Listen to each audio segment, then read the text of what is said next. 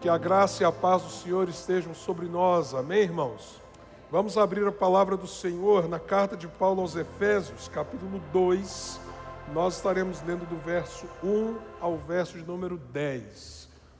Este texto, que algumas vezes na nossa caminhada como comunidade a gente tem vindo a ele, focado nele, talvez seja uma das passagens bíblicas que nos dê a melhor percepção a respeito da obra de salvação que Deus está realizando em nós, na nossa vida.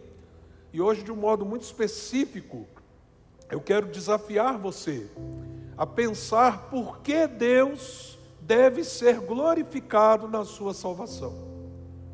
Por que Deus deveria ou deve ser glorificado na sua salvação?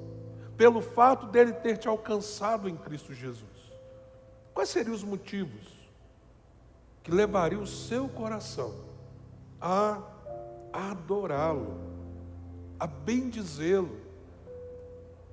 Um sentimento tão profundo de percepção da obra dele, que isso toma a sua vida, a sua mente, o seu coração, de um modo com que o desejo profundo da sua alma é esse: glorificar a Deus por aquilo que Ele está fazendo em você.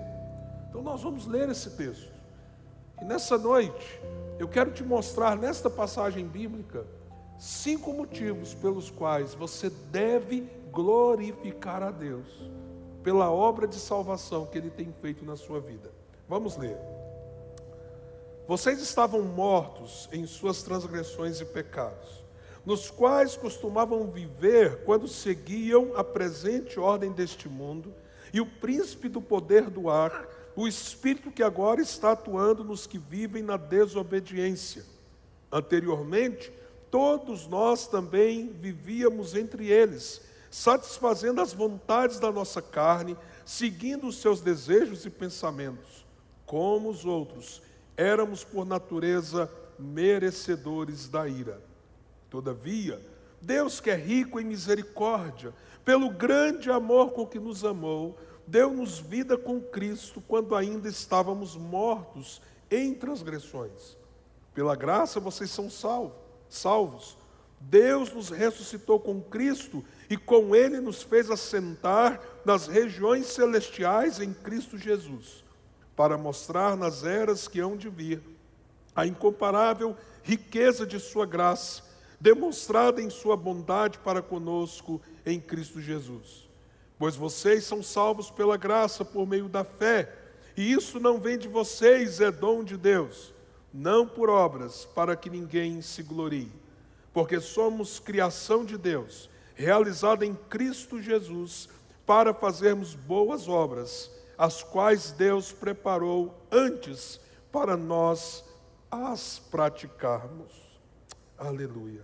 Senhor, nos conduza na reflexão da Tua palavra, para que nós possamos entender que toda glória, todo louvor, ó Deus, são dignos apenas a Ti, e que, ó Deus, a nossa vida é um chamamento para glorificar o Senhor, uma vez que o Senhor tem nos alcançado, uma vez, ó Deus, que o Senhor tem nos redimido, uma vez, ó Deus, que a Tua salvação adentrou as portas do nosso coração, mudando a nossa mente, a nossa vida, a nossa história.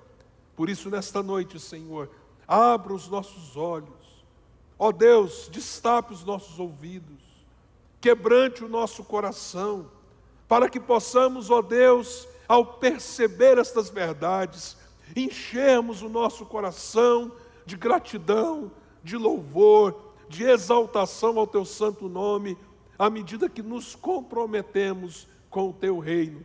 Essa é a nossa oração, em nome do Senhor Jesus. Amém. 5 motivos pelos quais você deve glorificar a Deus. Todos eles em torno do fato de que Jesus tem alcançado você e derramado salvação sobre a sua vida. O primeiro desses princípios, veja que coisa tremenda, o fato de Deus ter nos amado quando éramos inimigos. É interessante que nesta passagem, os primeiros versículos descrevem a condição que nós nos encontrávamos. Alguém que ainda não conheceu Jesus, não se rendeu a Jesus, não entregou sua vida a Jesus, conforme você pode observar, primeiro ele está na condição de um morto espiritual.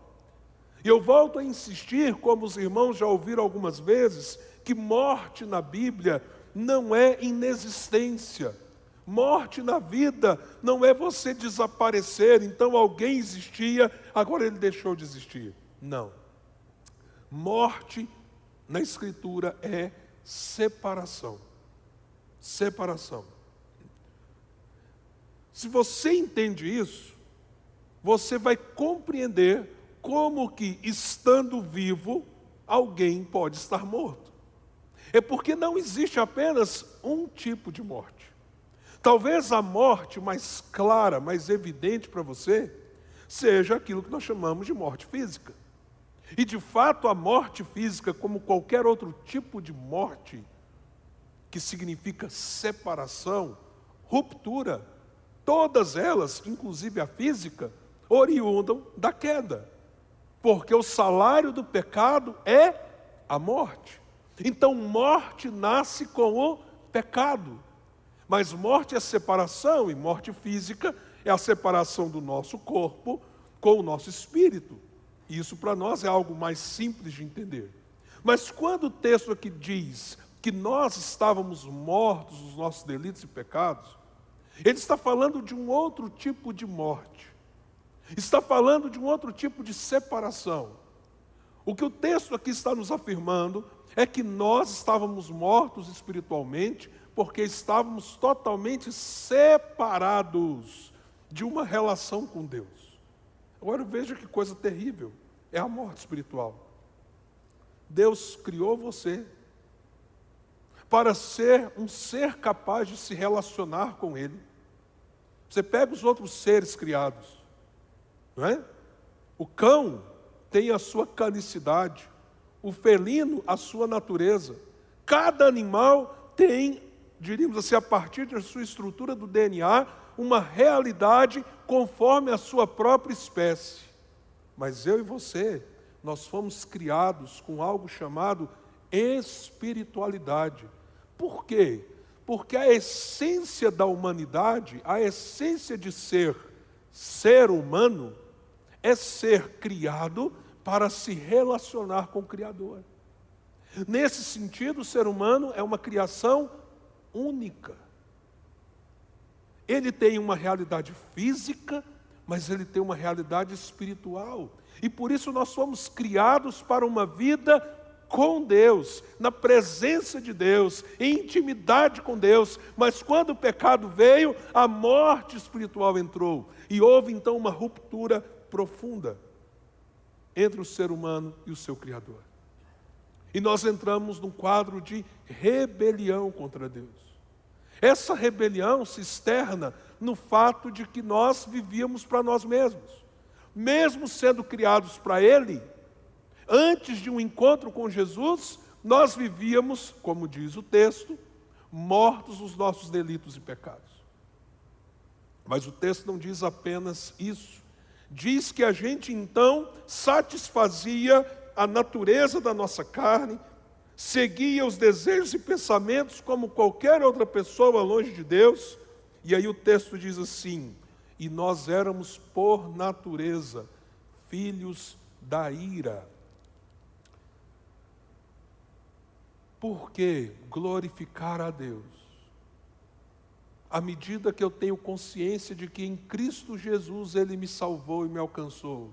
Porque muito antes que você amasse a Ele, muito antes que você tivesse qualquer inclinação no seu coração para um relacionamento com Ele, muito antes que você tivesse consciência da sua condição, quando você era inimigo de Deus e a ira de Deus estava sobre você, naquele tempo Ele já te amava.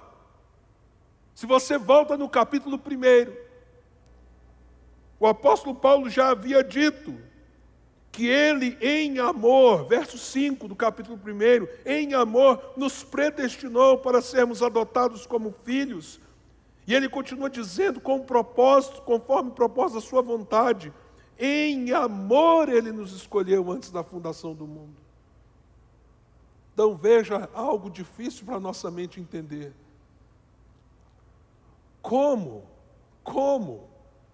alguém que me via como um filho da ira podia ao mesmo tempo me amar? Isso parece um grande mistério, não é verdade? João escreve na sua primeira carta: nisso consiste o amor, não em que tenhamos amado a Ele primeiro, mas no fato dele ter nos amado quando ainda éramos pecadores. Não se iluda. Não foi você que foi até Deus. Não foi o seu coração que se inclinou a amá-lo, a desejá-lo, a querê-lo. Todo o movimento de resposta da sua alma foi provocado por um amor que primeiro veio a você, por uma salvação que veio até você quando você estava debaixo de um quadro de ira, de inimizade. Mas Deus amando você, quando você era inimigo dele, Ele então proveu salvação. Proveu salvação. Por isso, quando nós temos consciência de pertencimento, minha vida pertence a Jesus, Ele é o meu Senhor, Ele é o meu Salvador, nós devemos glorificar a Deus, porque nós fomos alcançados, porque Ele nos amou quando nós ainda éramos inimigos, e como estávamos mortos, nada podíamos fazer para sair daquela condição que estávamos. Esse é um primeiro motivo. Um segundo motivo pelo qual devemos glorificar a Deus pela nossa salvação está aí no verso 4 e 5. Como vocês viram, o texto começa dizendo que nós estávamos mortos, mas isso também é reenfatizado nesses outros dois versos.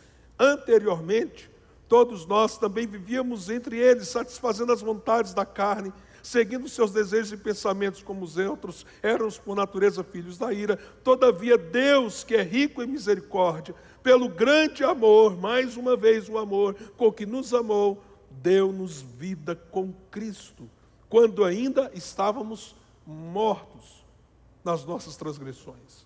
Pela graça vocês são salvos. Ele nos amou quando éramos inimigos, mas Ele também nos deu vida quando nós estávamos mortos. Amor, vida. E nos deu essa vida em Cristo. Ou seja, quando nós recebemos a Jesus, as dimensões da morte que estavam sobre nós, essa separação de Deus, essa perspectiva de uma morte eterna, que é outra dimensão da morte. Qual que é a diferença da morte espiritual para a morte eterna? Porque a morte eterna é o resultado de uma morte espiritual que nunca foi revertida. Se você continuar e viver longe de Deus, e você morrer nesta condição de separação com Deus, a morte física, ouça isso que eu vou te falar, a nossa morte física, ela determina que aquela morte espiritual agora se torna morte eterna. Mas por causa de Jesus, nós temos as condições da nossa morte vencidas. E nós recebemos vida. E as dimensões dessa vida, elas são justamente específicas quanto à nossa morte. Mas como assim, pastor? Quando nós recebemos Jesus, nós estávamos mortos espiritualmente. Mas quando a salvação nos alcança, nós agora usufruímos de um relacionamento com Deus. Então, aquilo que era separação espiritual se torna comunhão espiritual. É por isso que a vida de Deus não é algo para pós-morte simplesmente, mas é algo que a gente começa a usufruir agora.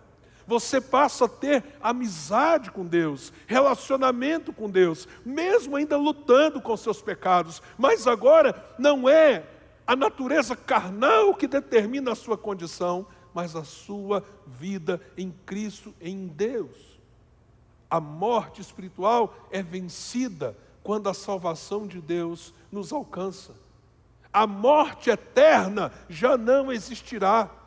Porque qual que é a promessa de Deus? Que aquele que morrer em Cristo estará com Ele.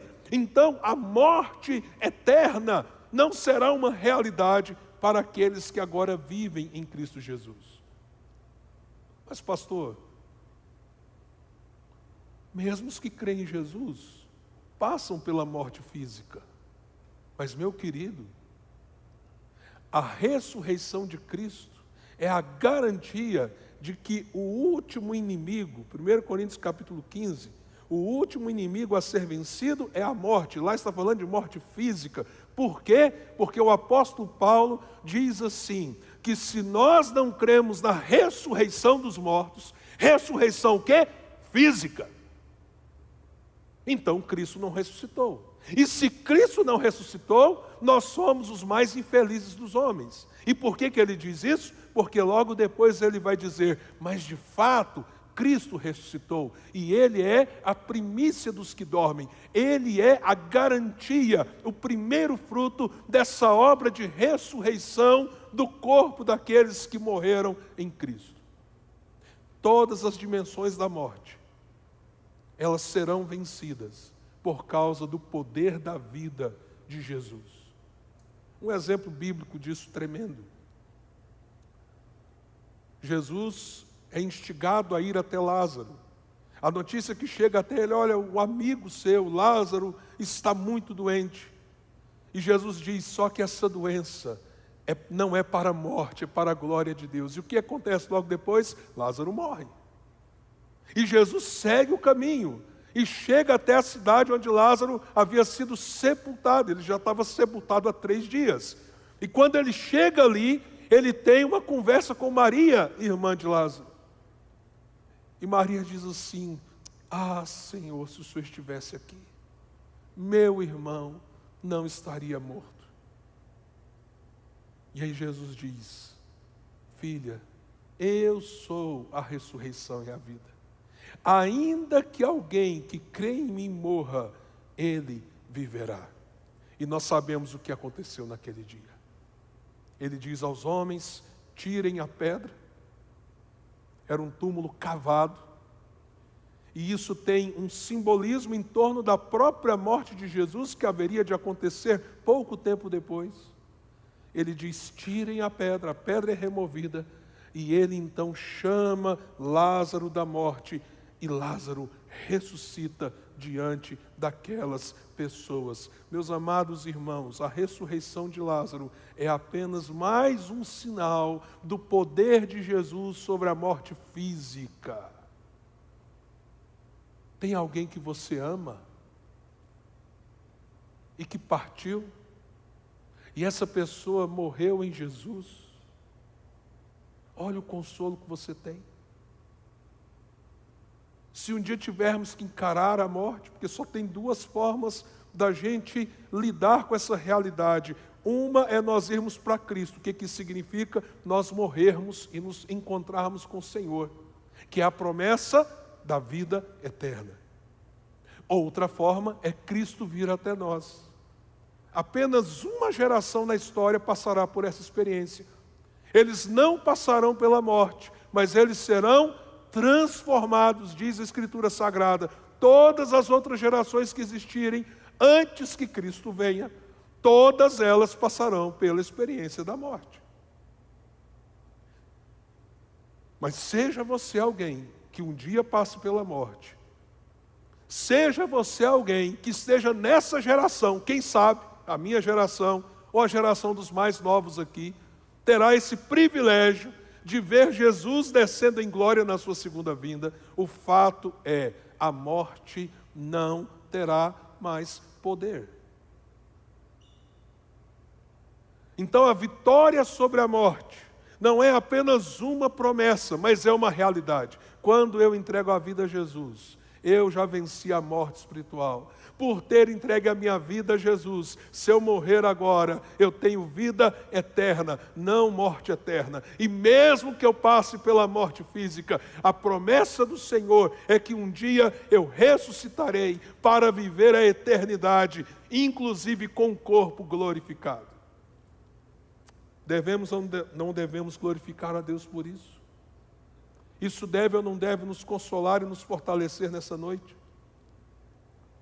Um terceiro motivo para glorificarmos a Deus pela nossa salvação, além dele nos amar quando éramos inimigos, além dele nos dar vida quando estávamos mortos, ele se encontra no verso 6 a 7, que diz assim: Deus nos ressuscitou com Cristo, e com ele nos fez assentar nas regiões celestiais em Cristo Jesus, para mostrar nas eras que hão de vir a incomparável riqueza de sua graça, demonstrada em sua bondade para conosco em Cristo Jesus.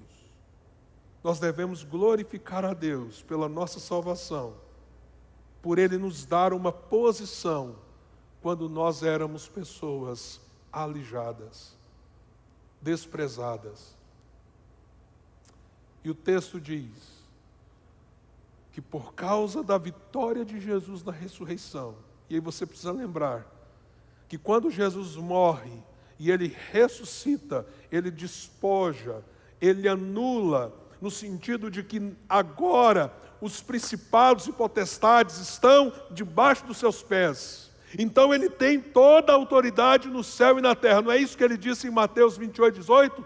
Toda a autoridade me foi dada no céu e na terra. E agora, diante dessa autoridade, desse poder do Cristo ressurreto, o que a palavra de Deus está nos dizendo aqui?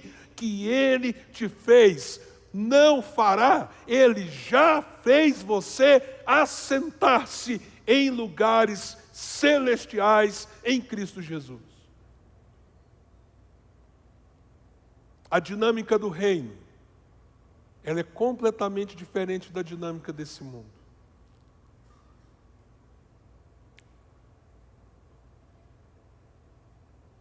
Quando a pessoa tem uma grande posição entre os homens, isso é motivo de orgulho. Eu estava contando ontem para alguns adolescentes, como os irmãos sabem, boa parte de vocês, eu tive a oportunidade de ir até a Coreia nas semanas anteriores. Domingo passado estava lá ainda, inclusive nos cultos da igreja Sarang, que é a maior igreja presbiteriana do mundo e maior igreja local. Mas antes de ir para a Coreia, nós passamos 2 dias e meio em Dubai. E Dubai é uma coisa fora de série. É uma cidade que foi construída nos últimos 50 anos. Existe a Dubai antiga, e a Dubai antiga remonta a vários séculos. Mas a Dubai tecnológica, nova, ela é uma construção da década de 70 para cá. Ou seja, dos últimos 50 anos. E ela nasce naquele emirado. Os Emirados Árabes é um conjunto de 7 emirados. Emirados é como se fossem principados. Então é um sistema monárquico. Cada uma dessas realidades, desses principados, desses emirados, tem uma família real, mas que lá eles não se chamam reis. As nomenclaturas são diferentes, porque nós estamos ali numa região arábica. E ali em Dubai, as coisas são majestosas. E há claramente um objetivo, que é perpetuar a honra, a glória daqueles que construíram a cidade. Tornar o nome deles celebrado constantemente, mesmo que eles morram. Há um desejo no coração humano, meus irmãos, por glória, por posição, por reconhecimento. Isso a gente vê o tempo todo. E às vezes as pessoas não têm dinheiro para construir uma Dubai, mas elas, por exemplo, têm o mesmo comportamento humano na rede social. Quando elas desejam tantos links, as aprovações, as visualizações, de alguma coisa que elas postam. Mas no reino de Deus é diferente. Não existe, se você está em Cristo, não existe posição mais elevada do que a sua. Não existe posição mais elevada do que a sua. Você tem uma posição mais elevada do que o sheik de Dubai, ou de Abu Dhabi, que é a capital dos Emirados. Você tem uma posição celestial em Cristo Jesus, porque se a salvação de Cristo te alcançou, você foi feito filho do Senhor. Você foi elevado a uma estatura e a uma condição em Cristo que você não poderia um dia ter. Alguém já disse assim, que por exemplo Adão foi criado como filho de Deus. Não, isso não está correto. Quando Adão estava ainda sem pecado, ele era criatura. E você em Cristo, com todas as lutas e pecados que você já vivenciou, por causa da obra da salvação de Deus, você foi tomado da condição que você estava, morto espiritualmente, dominado pela sua própria natureza, inimigo de Deus, debaixo da ira dele, e onde Deus te fez assentar, onde Ele colocou você na condição de filho, na condição, minha irmã, de filha amada. Mas a lógica de Deus não é a lógica desse mundo. No reino de Deus, o maior é o que serve. No reino de Deus, quando a gente abençoa o outro, é que a gente é abençoado. Não quando nós somos servidos, mas quando a gente serve. No reino de Deus, quando a gente se humilha, é que a gente é exaltado.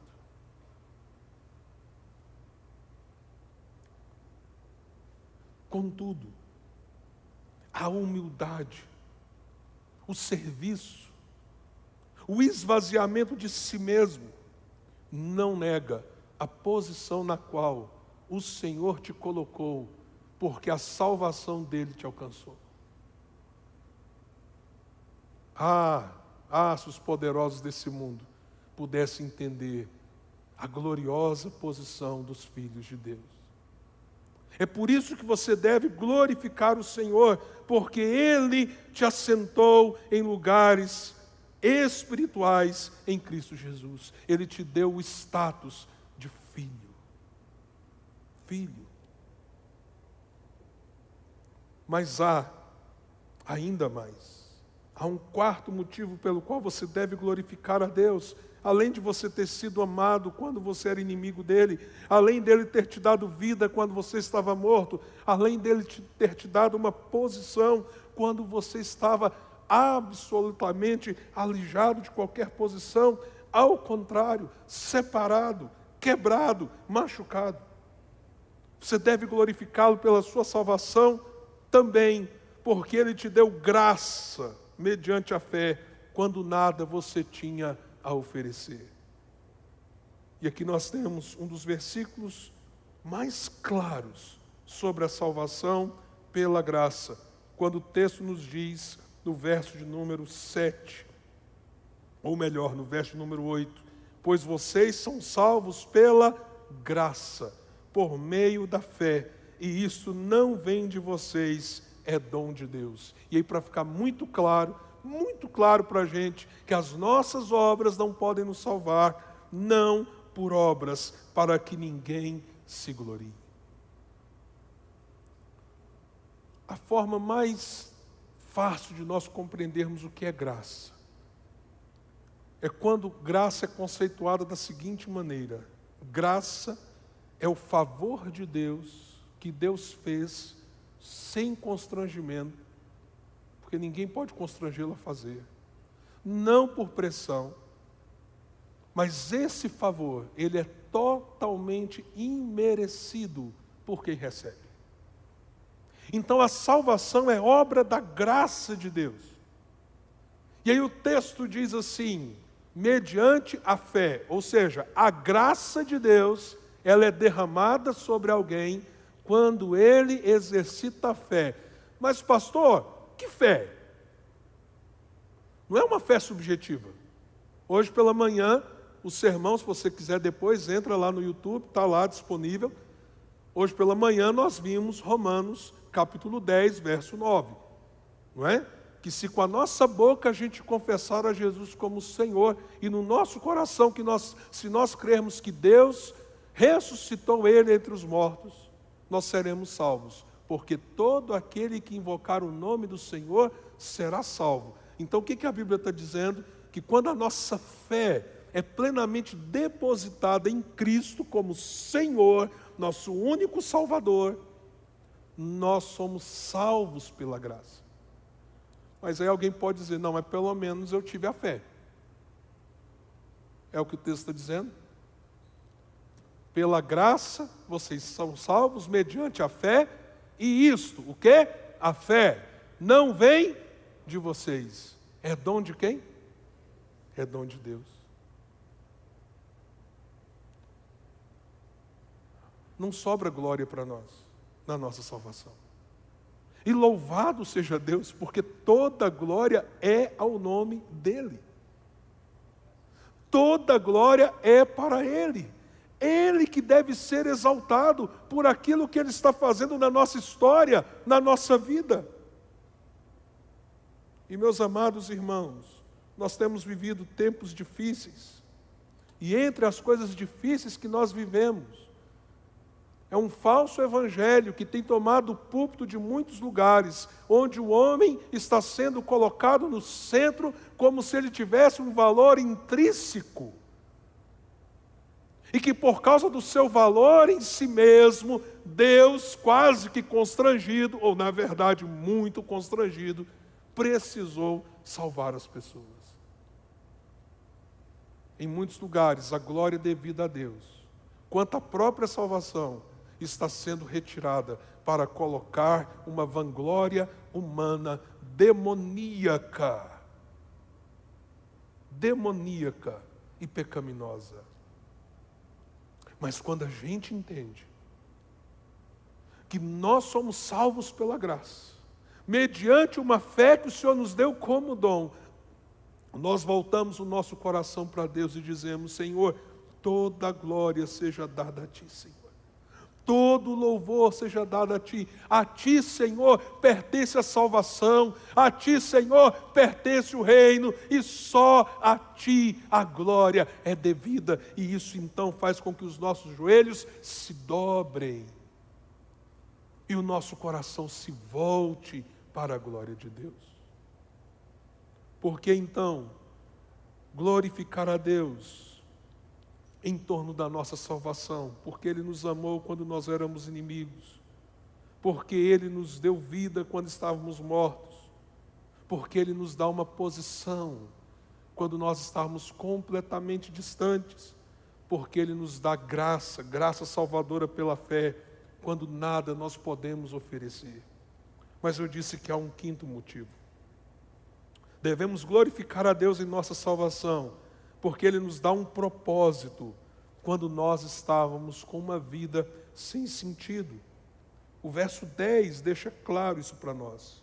Porque somos criação de Deus, realizada em Cristo Jesus, para fazermos boas obras, as quais Deus preparou antes para nós as praticarmos.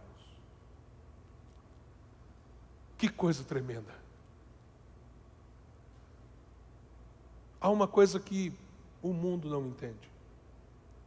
E talvez você já teve esse sentimento algumas vezes. Às vezes você ouve o testemunho de alguém cuja vida foi tão ímpia. Alguém que já fez mal para tanta gente. Alguém que foi um problema tão grave para a sociedade. De repente essa pessoa vem e diz que ela se rendeu a Jesus, que ela teve um encontro com Cristo. E ela começa então a testemunhar de Cristo. E às vezes, muitas pessoas no auditório, que ouvem um testemunho como esse, de um ex-bandido, um ex-sequestrador, seja lá o que for, um ex-drogado, essa pessoa olha com desconfiança. E por que ela tem um peso de desconfiança? Porque ela não entende a graça de Deus, porque ela não entende que quando Deus te alcança, Ele transforma você de um tal modo com que a Bíblia diz que você agora é uma nova criação.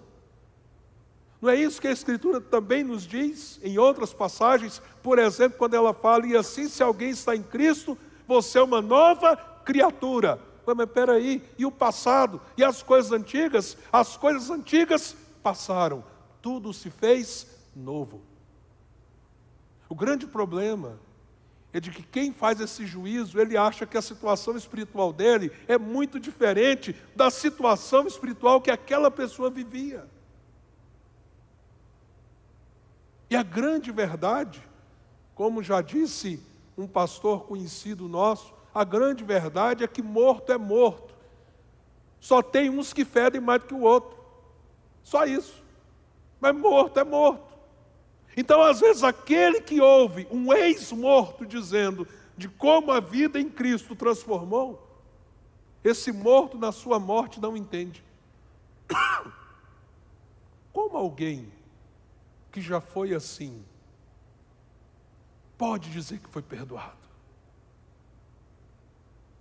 E de fato, ninguém pode dizer por si mesmo, eu fui perdoado.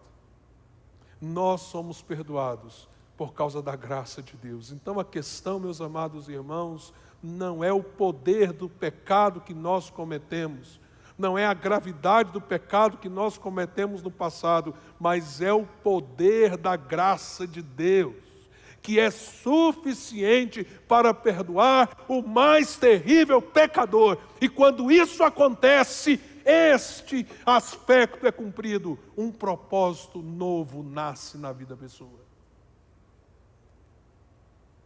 E quantos testemunhos nós temos na história de gente cuja vida foi totalmente transformada, totalmente ressignificada. E como diz a Escritura, onde abundou o pecado, superabundou o que, gente? A graça. Sabe por quê? Porque o pecado é terrível. O pecado é terrível, é um poder destruidor, mas a graça de Deus é mais poderosa do que o poder do pecado. E quando a graça de Deus entra na história de alguém, isso transforma o propósito daquela vida. E aí é interessante, porque começa agora um processo novo, um novo ciclo.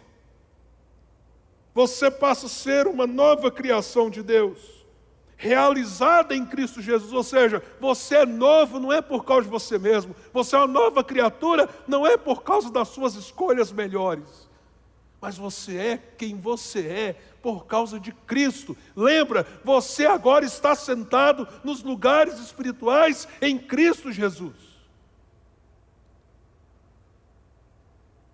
E agora você se conecta com um plano de Deus de fazer da sua vida uma bênção. E isso é uma coisa tão tremenda, que você começa a viver numa dimensão nessa caminhada com Jesus, que você começa a perceber que as coisas estão preparadas. Aquilo que você diz ao Senhor, Senhor, usa a minha vida, Senhor, me conduz. Você começa a observar que Deus preparou as obras que agora você pode realizar. Não se iluda. Se você está em Cristo Jesus, Ele está conduzindo a sua vida. Ele coloca pessoas junto de você. Ele abre portas, Ele fecha portas. Às vezes você passa por algumas circunstâncias que você não imaginava que iria passar, e talvez algumas coisas sejam confusas para você. Mas se você abrir os seus olhos e perceber o projeto de Deus, o plano de Deus, o propósito de Deus na sua jornada, você vai ver que, sejam nos vales ou nas altas montanhas, seja nos momentos de crise ou de vitórias ali tão claras e presentes, seja onde for, há um propósito de Deus movendo a sua vida, movendo você. E isso é parte da sua salvação. Isso não está separado da sua experiência com Jesus. Então, meus amados irmãos, e aqui eu faço essa aplicação desse momento que nós estamos vivendo, em que nós estamos chamando as pessoas, por exemplo, igual nessa semana, a entenderem como é possível alguém receber a vida eterna, como é possível alguém sair da inimizade com Deus para experimentar o amor de Deus, como é possível alguém sair da morte para a vida, como é possível alguém de fato sair da posição que ela está e assentar-se nos lugares celestiais, como é possível alguém receber graça ao invés de juízo. Como é possível alguém ter propósito de vida, ao invés de ser como a palha que o vento dispersa, o modo pelo qual a Escritura descreve o ímpio? E aí nós estamos num esforço coletivo, para compartilharmos com amigos, parentes e vizinhos do Evangelho. Não nos iludamos. Esse mover é Deus movendo cada um de nós. E cada pessoa que Deus coloca diante de nós, é porque Deus nos escolheu com um propósito de manifestarmos a sua glória nesse mundo. E nada glorifica mais o nome de Deus do que quando um pecador se arrepende e se entrega nas mãos dele.